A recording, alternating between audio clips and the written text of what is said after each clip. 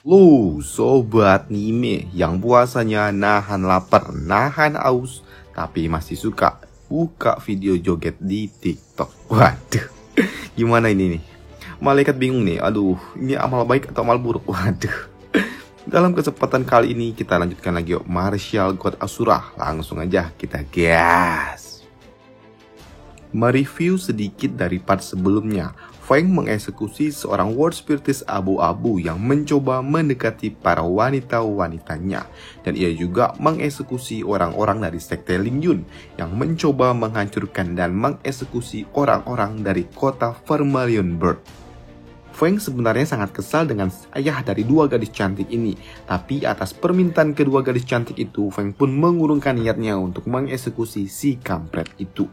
Pada akhirnya, Feng pun membawa mereka semua untuk mengungsi ke makam kuno Azure Dragon. Sebelum Feng benar-benar pergi, Suro pun berpesan kepada Feng apakah Feng yakin akan pergi dari tempat ini.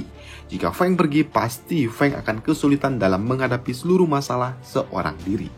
Tapi Feng pun mengatakan untuk tidak perlu khawatir.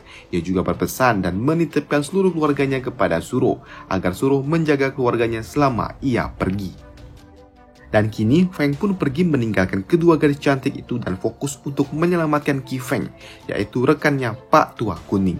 Setibanya Feng di mansion milik World Spiritus Biru, Feng pun mengatakan, "Senior, sesuatu telah terjadi. Aku harap bisa bertemu dengan senior sekali saja."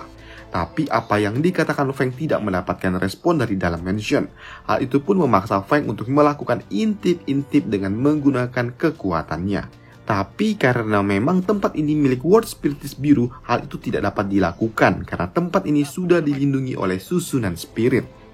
Di sini Feng pun mulai panik, ia tidak mendapatkan respon dari dalam mansion. Ia tidak tahu apakah orang itu ada di dalam sana apakah tidak. Apakah orang yang ada di dalam sana akan membantu ataupun tidak.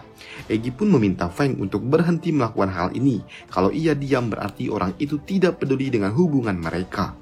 Sedangkan di tempat lain, di mansion Pangeran Qilin, para masyarakat pun melihat seorang kultivator di ranah Heaven yang akan segera dieksekusi di halaman milik Pangeran Qilin. Sedangkan di dalam mansion ada seorang wanita yang mencoba menolak ajakan untuk dengan seseorang. Dan ternyata orang yang mengajak adalah si kampret ini.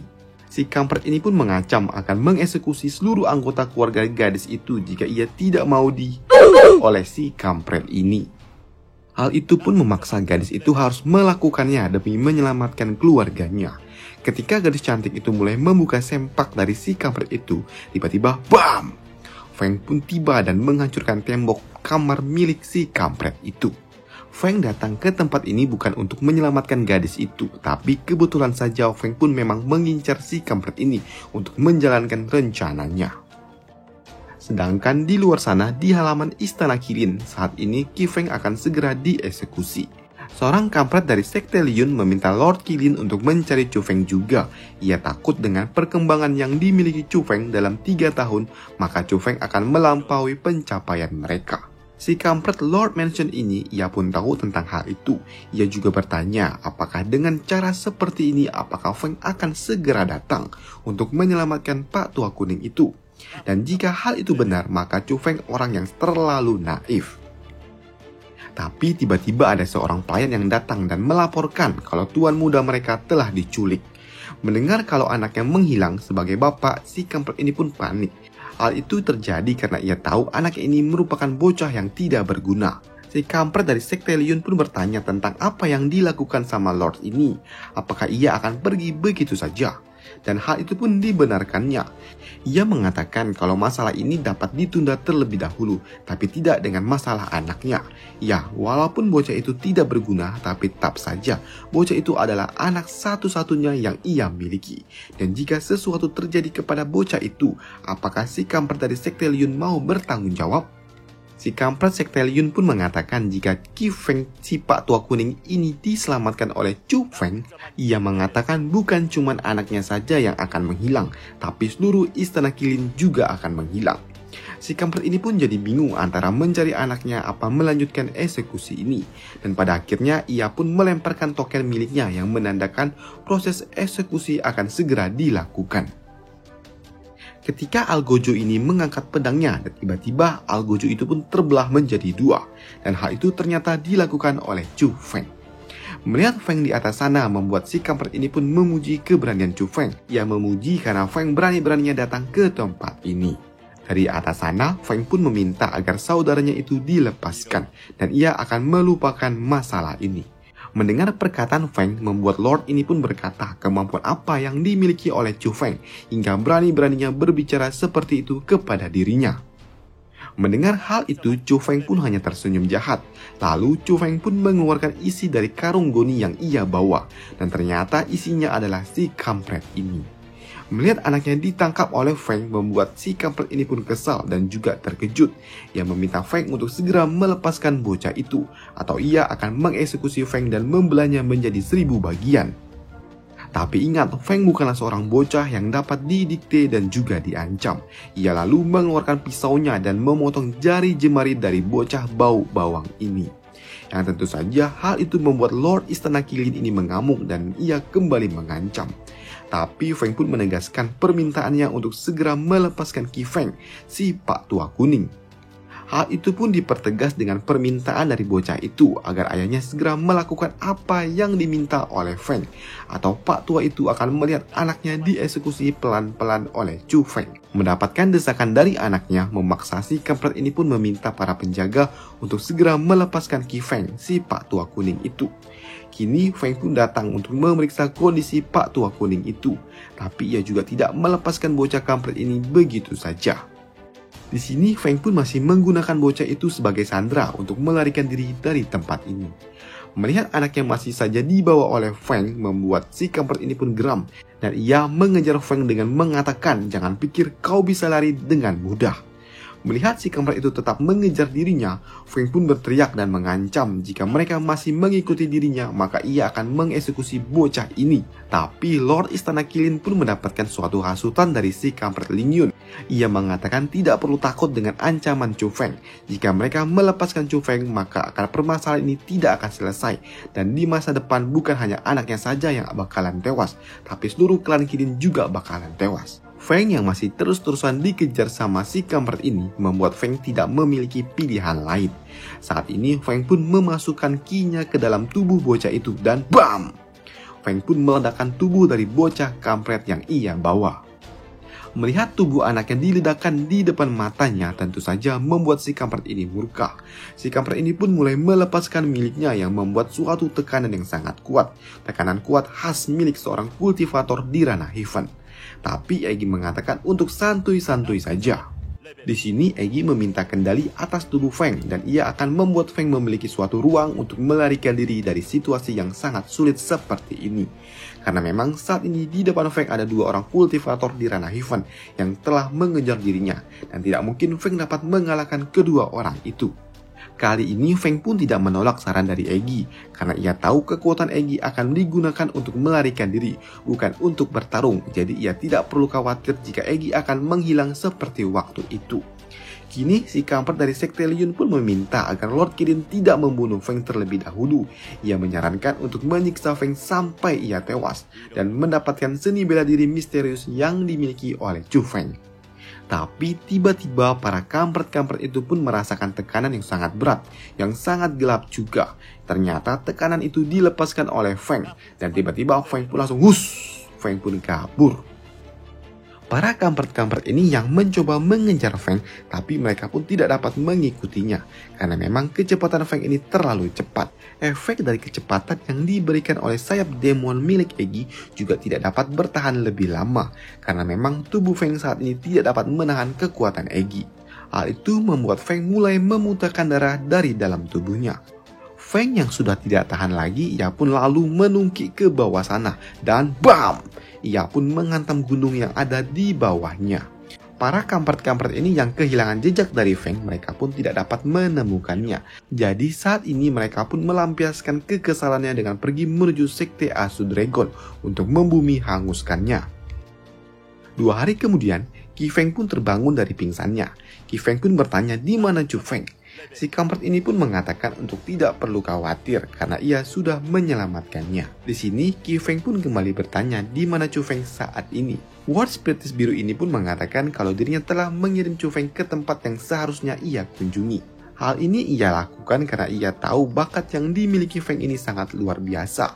Padahal sebelumnya ia berjanji untuk tidak ikut campur urusan provinsi Asura. Tapi sangat disayangkan jika Chu Feng harus tewas dengan bakat yang ia miliki. Di tempat lain, saat ini Feng pun terbangun dari pingsannya. Di sana ia sangat bahagia karena di sekelilingnya hanya ada harta karun, sumber energi yang memang dibutuhkan oleh Egi. Tapi Feng pun baru sadar Pak Tua Kuning itu tidak bersama dirinya saat ini, dan hal itu pun membuat dirinya terkejut. Namun ternyata ada sepucuk surat di sebelah Feng yang menuliskan untuk tidak perlu khawatir tentang Qi Feng.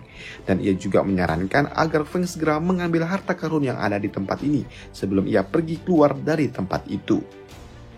Feng di sini pun heran dan bertanya-tanya siapa sih orang yang telah mengirimkan surat ini. Egi mengatakan untuk tidak perlu khawatir dan ia rasa kalau orang itu adalah seseorang yang sangat misterius yang ada di mansion milik Pak Tua Kuning itu. Dan Egi juga yakin kalau orang tua itulah yang telah menyelamatkan mereka dan mengirimkan Feng ke tempat ini. Sesuai arahan dari surat itu, Feng pun mencomot seluruh harta karun yang ada di tempat ini. Dan ketika Feng keluar dari ruang harta, ia pun melihat ada orang-orang dari Sekte Liyun. Melihat ada Feng di depan sana, pria ini pun mengatakan, "Berani sekali kau mencuri harta Sekte Liyun. Hari ini aku akan membunuhmu. Kau bocah sialan, saat kau memancing harimau menjauh dari gunung, kau malah mengambil kesempatan untuk merampok Sekte Liyun." Tapi sekali BAM! Seluruh kroco-kroco itu pun langsung tewas. Dengan songong, Feng mengatakan, "Sampah tua seperti kalian ingin membunuhku?" Feng yang masih di Sekte Lingyun, ia mendengar dari murid-murid yang ada di sana kalau tetua mereka pergi menuju Sekte Asu Dragon dan membumi hanguskannya. Mendengar hal itu, Feng pun langsung masuk ke dalam mode kampretnya untuk mengeksekusi orang-orang yang ada di Sekte Lingyun.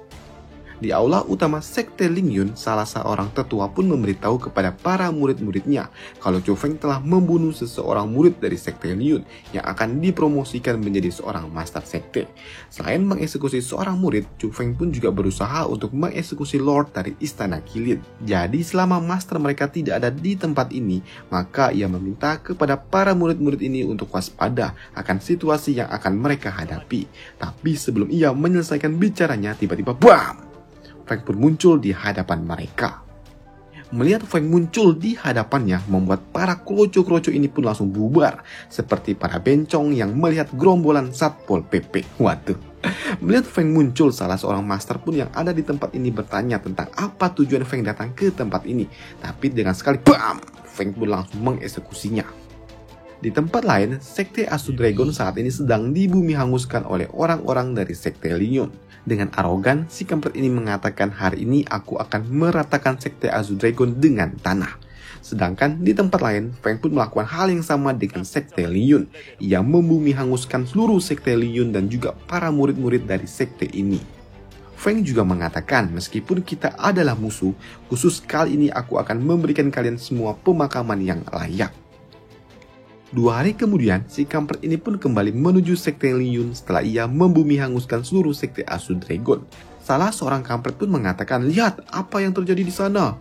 Kenapa heboh sekali? Ya Tuhan, bagaimana ini bisa terjadi? Siapa yang melakukan ini?" Si kampret ini pun dengan nada kesal, ia mengatakan, "Jangan diam saja, cepat selamatkan murid-murid yang dapat diselamatkan." Setibanya di aula utama sekte, seorang tetua pun melaporkan kepada master sekte. "Master, ini benar-benar buruk. Sebagian besar murid inti dan para tetua sekte telah tewas. Bahkan seluruh harta penyimpanan kita juga telah dijarah tanpa sisa." Lantas master sekte pun bertanya, "Siapa yang melakukan ini semua?" Seorang tetua pun melaporkan kalau ini semua adalah perbuatan Chu Feng. Si kampret ini pun lantas mengatakan, "Apakah Chu Feng yang melakukannya? Selain Chu Feng, siapa lagi? Apakah Qi Feng yang? Apakah Qi Feng yang ikut melakukan ini semua?" "Tidak, Master. Tidak ada orang lain yang melakukan ini. Hanya Chu Feng." Dan seketika pria yang melaporkan ini semua pun tewas dicekik oleh Master Sekte. Si kampret ini pun sangat menyesal dengan apa yang terjadi dengan Sekte Lingyun. Bahkan ia mengatakan, "Jika musuh tidak dihabisi, akan muncul masalah yang tidak akan ada habisnya. Aku, Yan Yantian, telah melakukan kesalahan besar. Seharusnya aku tidak bermain-main dengan Chu Feng. Sekte Liyun telah hancur dan dihancurkan oleh tanganku sendiri. Aku, Yan Yantian, telah tamat. Aku meminta kepada para murid untuk segera memutuskan hubungan dengan Sekte Liyun. Saat Chu Feng kembali, saat hari itu tiba, tidak ada yang bisa menghentikan Chu Feng. Sekte Liyun benar-benar berakhir. Dengan berat hati, ia harus membubarkan Sekte Liyun. Di tempat lain, di mansion Pangeran Qilin, mereka pun mendapatkan kabar tentang apa yang terjadi dengan Sekte Liyun. Lord Mansion Qilin pun ia langsung memimpin jalannya rapat, dan ia juga percaya kalau Chu Feng tidak akan berani melakukan hal yang sama dengan Mansion Qilin. Chu Feng tidak akan berani mengusik mansion Pangeran Qilin. Tapi para tetua pun tidak yakin dengan hal itu. Mereka cukup khawatir kalau Chu Feng akan membalaskan dendam juga kepada mansion Pangeran Qilin. Dan untuk menenangkan para tetua, Lord Pangeran ini pun akan melaporkan hal ini semua kepada dinasti Jian, yang merupakan dinasti atau kerajaan yang memimpin 9 provinsi. Dengan laporan yang diberikan mansion Pangeran Qilin kepada Kaisar, maka berakhirlah video kita kali ini, dan sampai jumpa di video selanjutnya. Bye!